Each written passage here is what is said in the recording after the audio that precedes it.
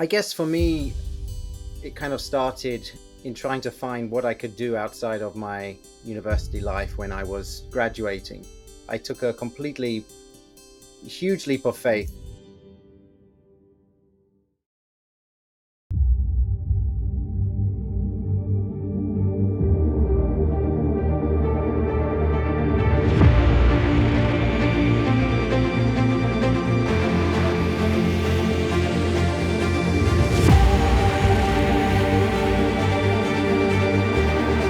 When I made the decision to leave behind a finance career, which was itself very uncertain, very frustrating, and challenging, I feel like I went out of the frying pan into the fire. Sometimes crazy hours.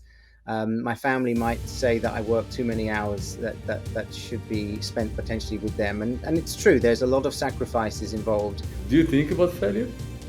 I feel like I've been, again, through disappointment and really, I guess, feeling of the need to reinvent.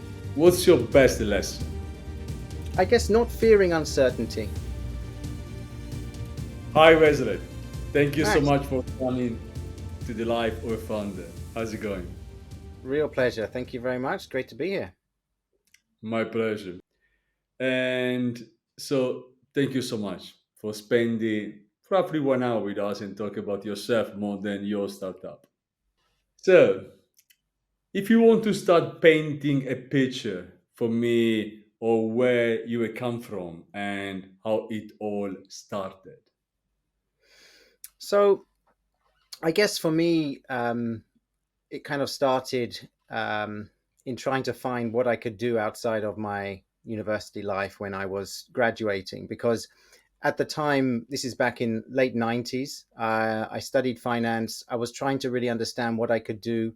I ended up spending probably too long in academia. I started working on a research project, going towards a PhD, and was really kind of in two minds. Do I go down the academic route, or do I try and find something in the real world? And at that point, I made a big decision, I think, which kind of set the tone for my life in terms of my ability to experiment. I took a completely huge leap of faith and just went to Japan. I lived out in Japan. I tried to find something I could do out there, not speaking Japanese at the time. So for me, it was about taking risk and seeing where I could leave myself and the opportunities for me. I managed to find a position in finance where I studied in economics. I managed to get some work I could feel kind of useful at doing. I worked as a reporter for Bloomberg in Japan. And I feel like at that time, this was for me giving me a chance to develop myself in ways I couldn't outside of my academic life, and certainly from the UK where I'm from. So it gave me a chance to develop myself, understand more of the world that we live in beyond the shores of the UK. But even at that time, I was trying to figure out whether my life was going to be led in the Asia Pacific, if I was going to stay in the financial sector, which I actually did do, but not in Japan. So again, setting the tone for my experimentation, I left Japan. After 3 years, I lived out there. I lived in New York after that. I spent some time working as a finance professional in a research company out in New York. And again, trying to understand where my position was, where I would feel comfortable in my career. Spent a bit more time understanding a little bit more about the city, about the culture of the place. Would I be able to live and work out in New York? And I found that, in fact, my place I wanted to be was back where I started from in the UK. So but is your question more about my start of my startup or my start of my life? Because my working life has been very different to my startup life. That is the truth, actually. So, No, I mean, yeah, we can go back to the very beginning, but what actually, yeah, there's a connection, right, from where you come from and how actually you end up be a founder. yes. Well, I think the fact is that my career path until I became a founder was about experimenting, was about understanding where I could work and feel comfortable working. And it led to me doing a lot of different things in different places, different geographies, different cities, different jobs. And actually, it was at the end of quite a long journey where my career actually in finance was 15 years. Half of that was by redundancy, by choice, or by leaving jobs behind, and the other was by non-choice. So in restructuring in the financial sector, in investment banking predominantly for 10 years. And after all of this uncertainty and restructuring and really never feeling quite comfortable in where I was. Maybe it was the uncertainty of the markets, maybe it was my personality. But I feel like I could never fit a specific job description. That was actually the reality of my career until the path where I am today. And I feel like the leap of faith that I took to starting a startup is very much like the leap of faith I took at the start of my career to just leave behind my potentially academic career, and to say to myself, do I want to go through the kind of cycle of maybe potentially restructuring, redundancy, finding new jobs, looking for jobs. My last job interview was actually in Melbourne, in Australia. I was flown out, and at the time, really in two minds whether I was going to be continuing as a finance professional. But it shows you how far I was willing to go to try and get the answer to that question. And when I made the decision to leave behind a finance career, which was itself very uncertain, very frustrating, and challenging, I feel like I went out of the frying pan into the fire because I decided to make a decision that would say no more of what I was having, now for something new, something different. But in reality, the two things are very, very similar. There is no certainty in the startup world. There is no understanding that your career will lead you to the successful outcome that you want, but you work hard every single day towards that objective, thinking that it's the right thing to do, thinking that you can use your skills and develop yourself, help other people, make something successful at the end of it. And the idea is that what I thought was a successful career path, in that it didn't lead to what I had expected, I'm now working towards what I believe is a successful outcome for a startup. And those two things really do challenge you on a daily basis. They make you question whether you're doing the right thing. But you really do believe in yourself. And if you do believe in yourself, I think you can go on to do great things. That's my lesson from my career until the point where I started a startup, basically. I'm a big fan of fully believing who you are. So if you are a huge believer yourself and you can actually take outside from yourself your fully potentiality, right? You be actually who you are 100%. This is what can really very much help all of us. I mean, any myself and founder as well. And now, I believe behind any fund there must be a very strong motivation. It's too challenging. Seriously, very much too challenging. So, what is your motivation? Why you are challenging yourself exactly every day? Yeah, well, it's the moment I think that I started the company, and the motivation for doing that, the personal reason for doing it never stopped, and I think that's the secret to keeping going, is the sustaining the belief that what you're doing has a real purpose, has a real objective. And the reason for starting this company was I went through an injury, a surgery, the outcome of which was lots of treatment, lots of struggles, lots of challenges, daily basis challenges. And they accumulate over time. So if you have 6 months, 12 months, 18 months of physical rehabilitation, it is a daily challenge, it's a daily grind. It questions your belief whether it's worth doing any longer. And you keep going because you know the outcome is worth it, because you don't want to go back downwards in your physical health. You want to improve. You don't want the inevitable thing to happen. You want to challenge that belief. So I think that I guess self-belief is what drives me, because at the end of the day, I think what I'm doing is of benefit to not just myself personally, because I'm developing myself, I'm learning every single day, but it will benefit so many people. It has potentially huge impact what we're doing. And I believe that it will impact people in ways that I have felt very, very consciously and personally myself going through the experience. And once I know that, then I can't change it. I can't go back and rewrite that story. The story is very powerful, it's very compelling, and it drives me. So I think that while the purpose of starting the company remains in place as it was from day one, then I don't think that's ever going to change until the day maybe I leave the company or the company has its own conclusion. But I do find that there is a really powerful story when someone has a personal experience and it drives them and they actually understand what it really means to go through it. And there's in healthcare, it's quite a personal one. So I think healthcare itself, when someone founds a healthcare or health tech startup, you can genuinely see the strong belief that someone has, and you can understand what drives them. So I find that something that has been quite special for me, is to be part of such a personal mission, and something that can drive me for so long. I agree. I mean, I remember when I started, I was 28, and in my university graduation, master, whatever it is, MBA, and had to decide to do something. I was very much in your feet, which means pretty much say, okay, should I go and find a job? For me, it was almost impossible. And I said, let me start my career as an entrepreneur. So, and when I started, I felt very excited, but very scared. Very scared. I remember that my first one is being, oh my God, if I'm going to fail, I will be without even the money to buy bread. So, how was the day when you decided, okay, you know what? I closed one part, I'm going to open a new one. How was the feeling? Well, actually, I think it was the end of a long road. So the long road was continual restructuring, redundancy, and having to reinvent. And I think when you go through those cycles, those kind of mini boom bust cycles of your career, where you build yourselves up, you spend so much time. I was in an industry leading role. I was doing some of the best industry research available on the markets that I covered, but the markets and the industry that I was operating in was very challenging. There was a lot of restructuring, and it creates a lot of questions in your mind about the motivation to keep doing that. And when you're combining something that you're very passionate about with the challenge that you can continue doing it, because realistically the industry could only sustain a certain number of people. This is a really big momentum behind this restructuring. It kind of makes you wonder what you're willing to take every day, how much you're willing to sustain yourself in a career path that you're not sure where it's going to lead. And this is where I believe that in a startup environment where there is no clear path, there's no certainty, there's no real I guess, no one guiding you, no one hand holding you. You have to figure it out for yourself. There is no better place, in my own opinion, than the financial markets and the environment that I operated in, which really tested you to the limits. I would work all the hours of the 7 days, the 80-hour plus weeks, and you would push yourself to your own personal limits.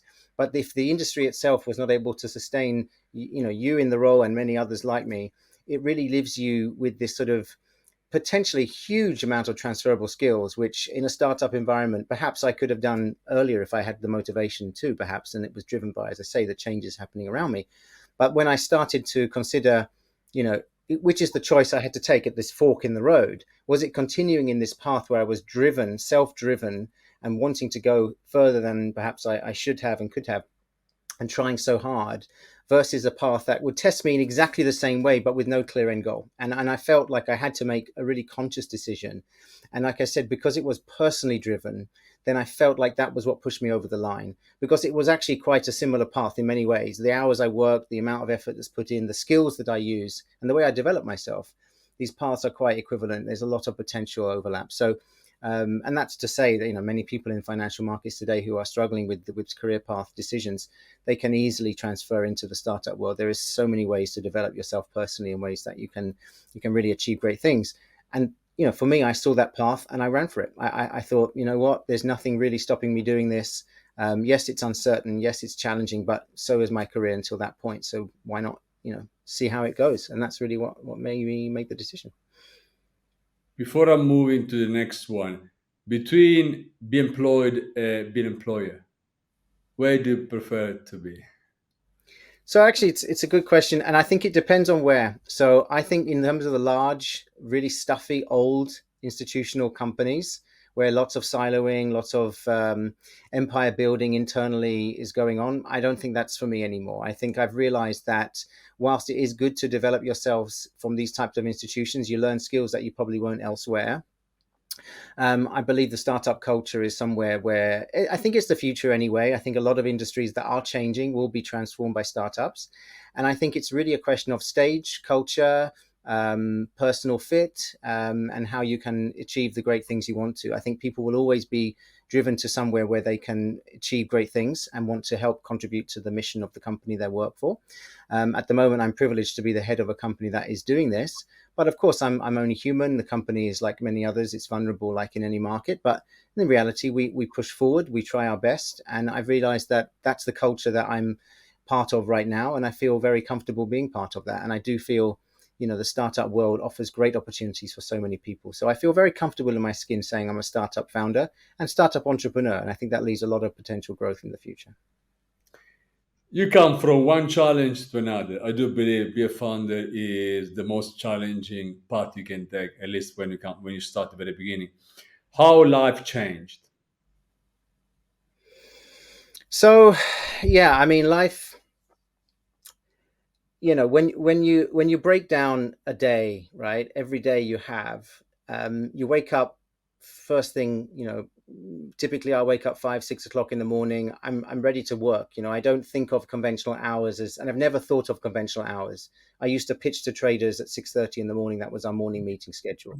And now, ironically, I like to joke. I speak to an orthopedic surgeon at 7 o'clock in the morning instead of a trader. Right? That's the only difference, is the people on the other end of the phone.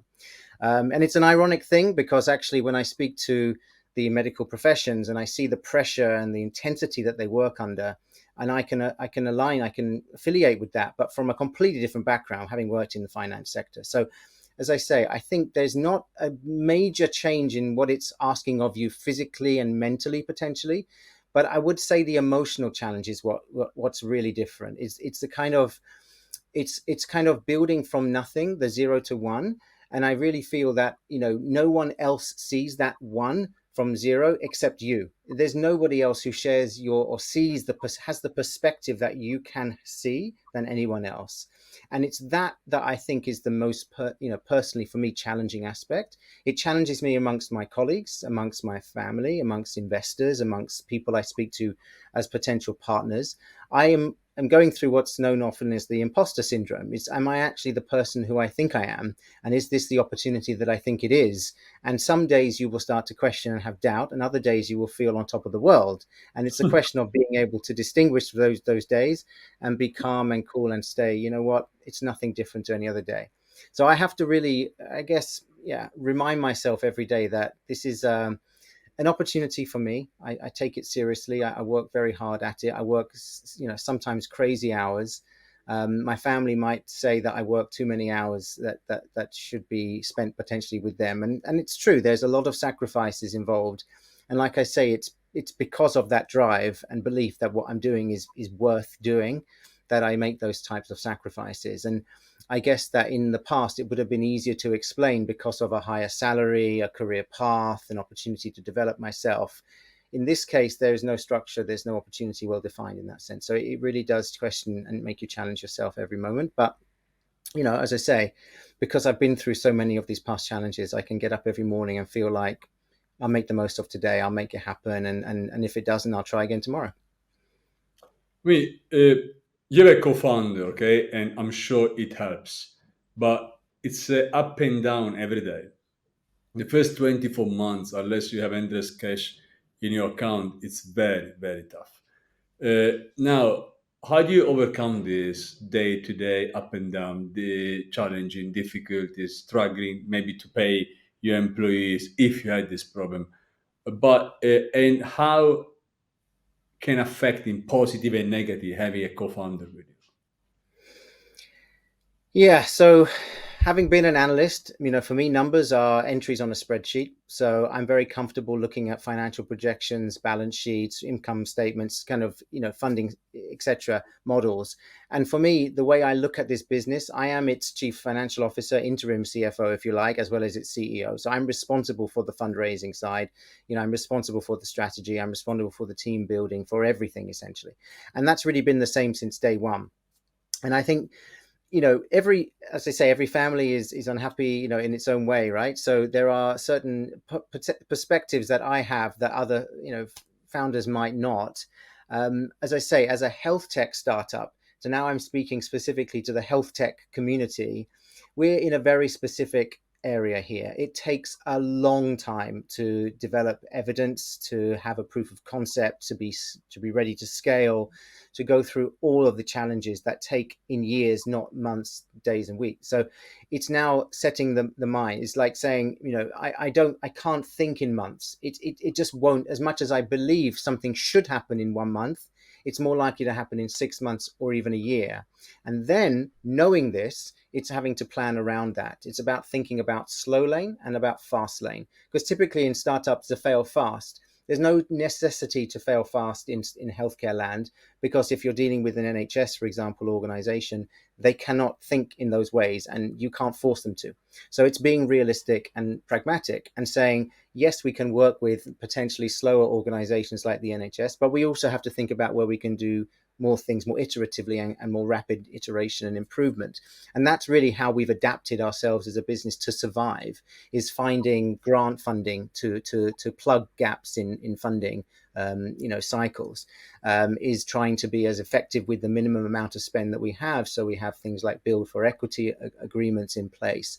It's about finding, understanding advisors who are willing to support you in ways that will get you to the next funding target. It's about finding the right founders that you can issue sweat equity to, who will be there for years and are willing to sacrifice years of their life to make the company succeed.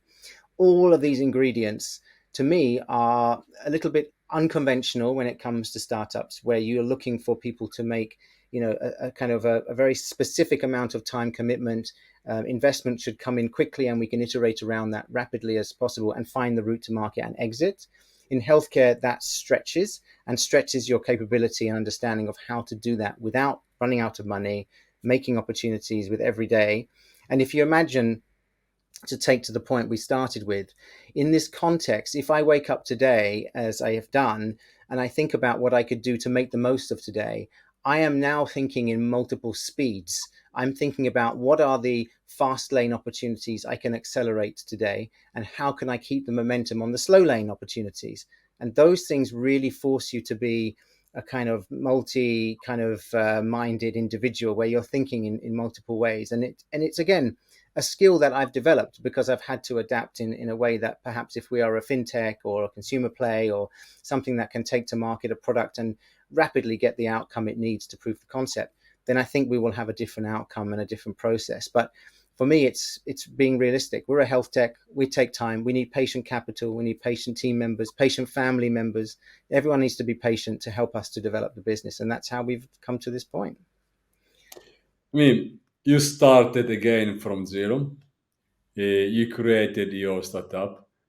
Now it's been few years. How does the life as an entrepreneur, not your private life? We go to the private after. How does the life as an entrepreneur change the more you grow? And do you believe you are the right one? Maybe one day to be in charge of your startup when things will get better because you are going to make much more money, but at the same time more complicated. Yeah. Well, I think firstly, the things that I do, I believe that I do that others cannot do well in my team specifically, is fundraising. I think the financial side of things, given my background, is to lead on fundraising. And when you lead on fundraising, it often leads with strategy, it leads with partnerships, it leads with other business development sides. So often I'm the one on the front foot trying to develop that side of the business. And it's also given me an opportunity to consult and support other founders who are a few steps behind me trying to fundraise their first round. So I do consulting work at the side at the same time, help to pay my own bills, because again, trying to find sustainable income is the challenge. But I've realized that fundraising is the one thing that I can do well that pretty much no one else in the team can do. And that's given me a unique opportunity to add value to myself and to the business.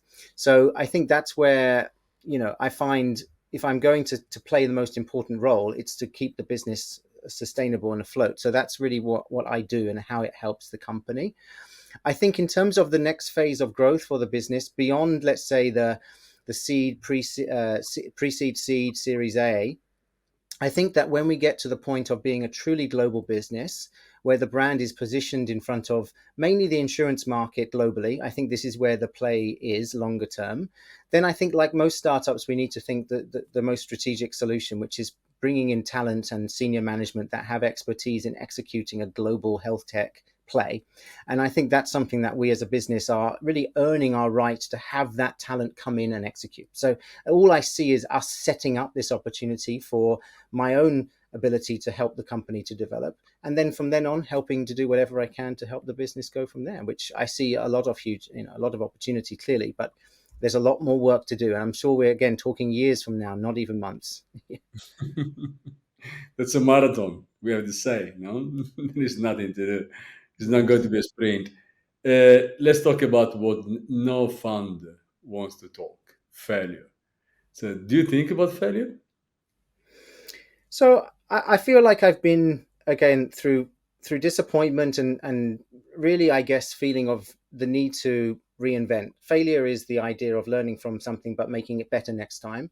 And this for me was always about my objective and belief in myself that I could achieve things that were possible but actually could not in the end. I realized my own limits. I realized what I could not do as much as what I could do well. It's about understanding your limits. And I think that is what failure really tells you, is what is your limit. And then you can start to understand how you either operate well within those limits or find other ways to test new limits.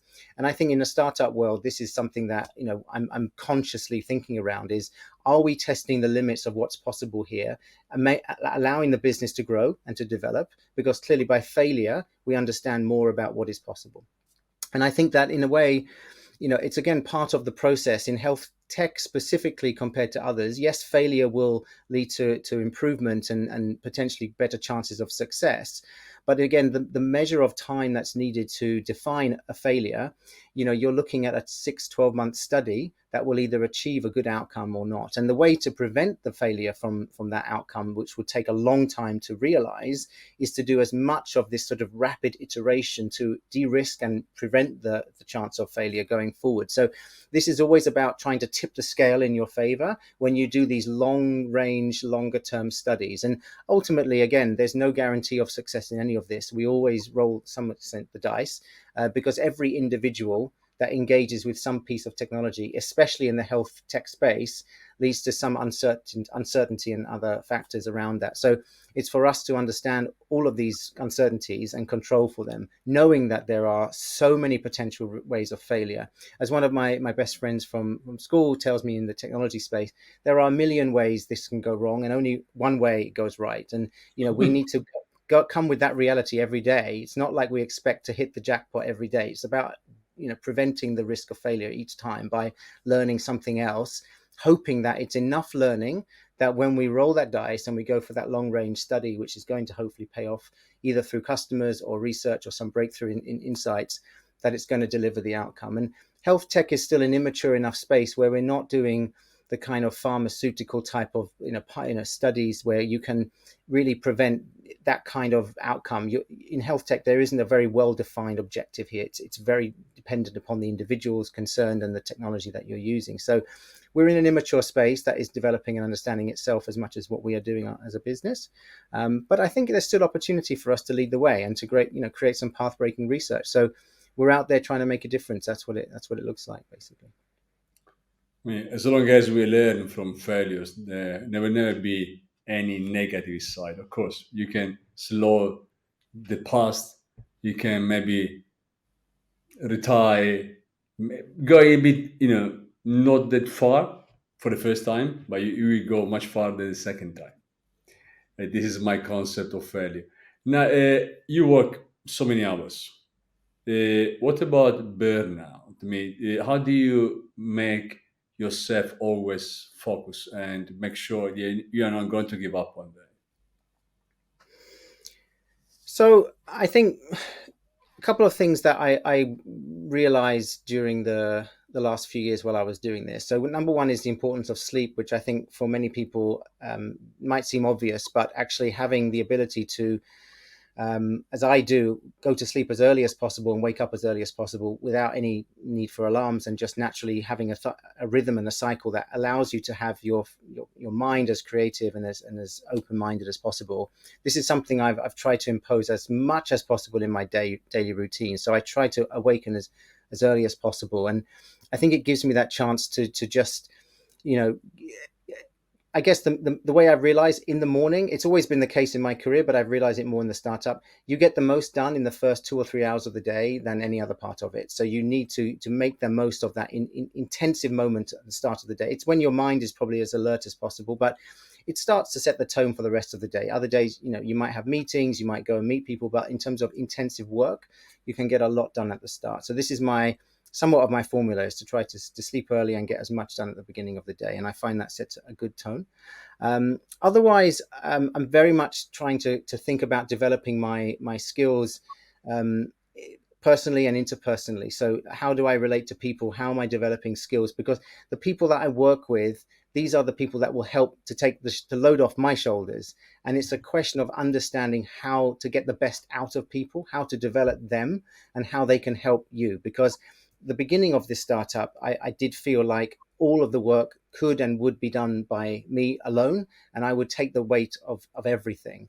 And it's not sustainable in any way possible. You have to, as quickly as possible, help to find others to support you. And I mean, as I said, I work in a team with healthcare professionals. They are under huge pressure themselves, but they bring their expertise in to help the company in ways that we find as a strong advantage. But there are other team members who we brought in since who are dedicated full time and are developing themselves as the company develops as well. And it's for me to help to set the tone, create the culture, and help them to support me and the business. And by doing that, it creates, amazing things, which is fantastic to watch. And it develops me as a manager, as someone who can be a true leader as well of the business and help set the tone for what we're trying to do. And by doing that, it actually helps me to feel a great sense of achievement, but easily like a less stressful day, because the less I'm doing, the less that I'm doing individually and the more others are helping, clearly it helps to make the whole process work smoother and gives me less stress. So I just definitely need all the help I can get, basically. You must delegate one day. And the more you grow, the more you have to delegate others. Otherwise, it's simply impossible. Uh, I mean, you have been running for a while, a startup. Where do you see the most challenging phase as you are growing? For example, hiring. I find hiring very complicated because it's so critical, so crucial. And at the very beginning, maybe your co-founder, maybe three co-founders, and everything goes smoothly, at least at the beginning. After you must hiring, start delegating, things get much more complicated. Where do you see the most complicated phases, not just for yourself, but any startup? You help them outside fundraising, where they can really find pretty much challenging for them to step to the next stage. Well, that's the thing. I think every step brings a higher order challenge. So it's not that it's getting necessarily easier, or necessarily harder. You are just getting better at doing what you do. And by getting better at what you do, you're creating yourself greater challenges. So, for example, when you're trying to fundraise, you will fundraise to a certain point, it will get the business to a certain stage, and then there's a new milestone, and you're trying to raise to accelerate that growth. So that creates, instead of raising 100,000, you're now raising 500,000. Instead of 500,000, 5 million. And clearly, in the market that we're in right now, the higher you're raising, the harder it's going to get in the market. But aside from that, if you are getting better at raising money, if you're understanding how to speak to people, how to create a compelling pitch, how to develop the business to the point where it's sustainable and deserves and needs that funding to get to the next level, then you're able to achieve more with the time and effort that you put in. So I feel like these challenges reflect the capabilities that you're developing yourself personally, but they should also be reflecting the success the company is having. So you're constantly setting the bar higher. And this is where I think the reality of a startup is in terms of the personal development. It gives you a unique way to get better at all aspects of running a business. So I use fundraising as an example. Clearly, with team building, at the start, it was incredibly hard in terms of setting the right culture, finding the right fit, finding how to motivate people to keep working at the same rate that you are doing, or understanding where the business is going, because there is significant ambiguity in a startup. Not everybody is attuned to that, and it's difficult to know who could be the right cultural fit for the company. And so we have, like many other startups, gone through challenges to find the right cultural fit and to understand how best to find the people to help us to achieve the next level of growth. But of course, every time we go to a next level, finding more people to match this culture and find them to fit with the existing setup is itself going to be challenging. So I'm not in any way complacent, but I believe that, while we might achieve a certain success, the team that we have is what gets us to that point, and so on and so forth. If we do not have the right team at the next level, then all of this work will be for nothing, essentially. So I try my best to set a culture. We have code of conducts, we have regular touch bases, meetings, and engagements with each other to set this tone, is to say, this is how I'm engaging with you, and this is how I would expect you to engage with your direct reports in future. And it's being able to set that tone that I think is sort of setting the in motion this kind of process to ensure the success of the company in the future, because companies need to continually deliver, not just for one-offs and 1 year. And so that's again why I think long-term thinking in a health tech startup is actually quite a powerful thing. You can create very valuable businesses if you set in train a good culture and a way of achieving great things together.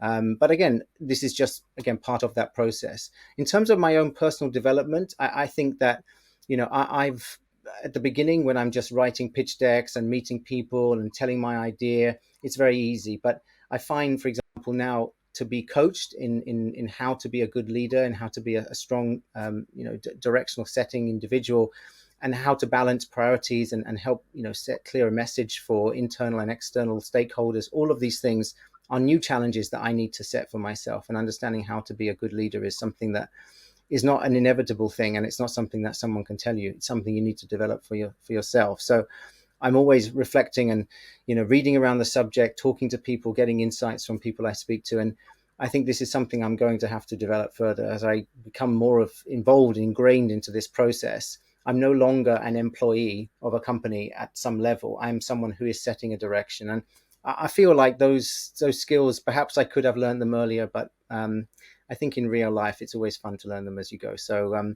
yeah, that's kind of where All right, we never finished to that.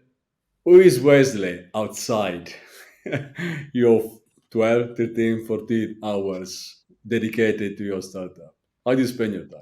Yeah, well, I have two young kids, and I'm very lucky in that I have managed to found a startup at the same time as having young children. I feel they've been lucky in the sense that they've seen their dad more at home than I probably would have been in a conventional job. So I guess they've been lucky in that aspect.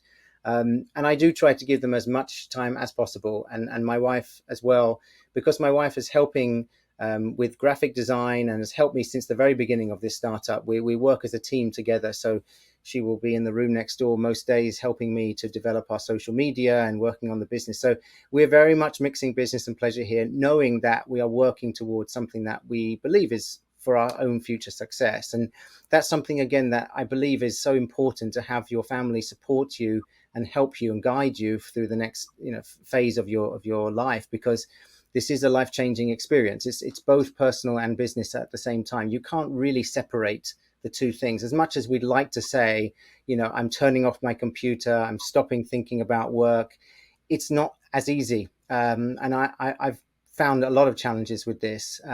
But at the same time, watching my kids growing up, seeing how the conventional education that they're getting is not really designed, as I see it, for the world that we're heading towards in terms of automation and disruption, and a lot of changes that I've personally been at the sharp end of in my own short career.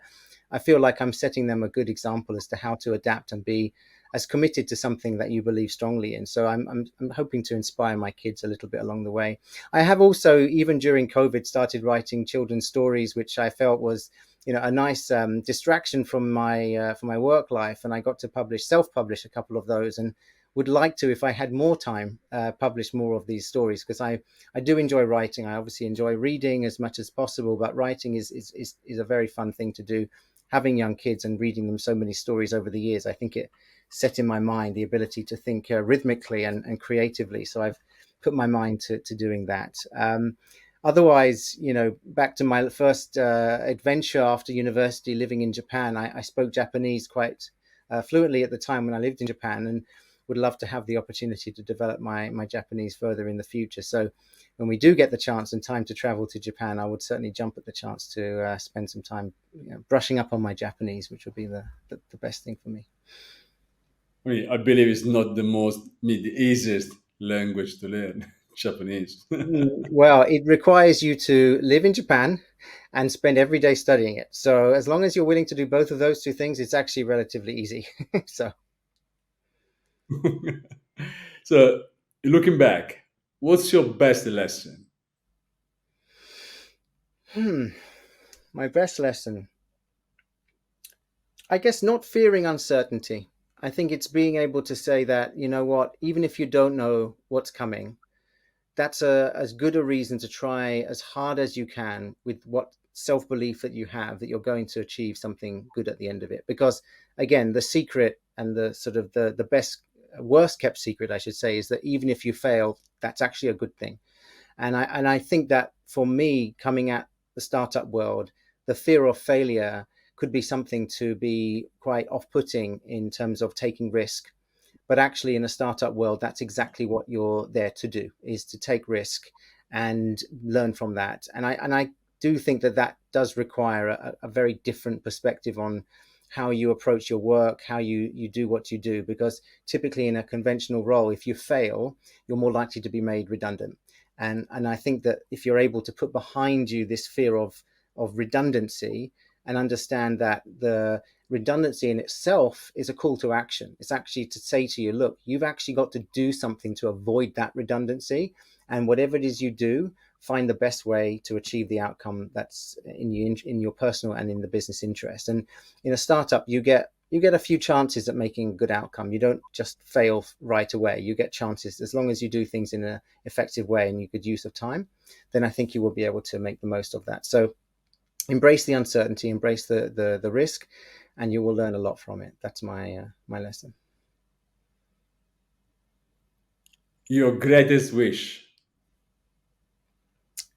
That my kids also have similarly no fear of the uncertainty. I think I want my kids to succeed and enjoy what they do. That would be my wish. Wesley, thank you so much for coming to Life for a Founder. I really enjoyed talking to you and I really wish you all the best. Thank you, Max. You too.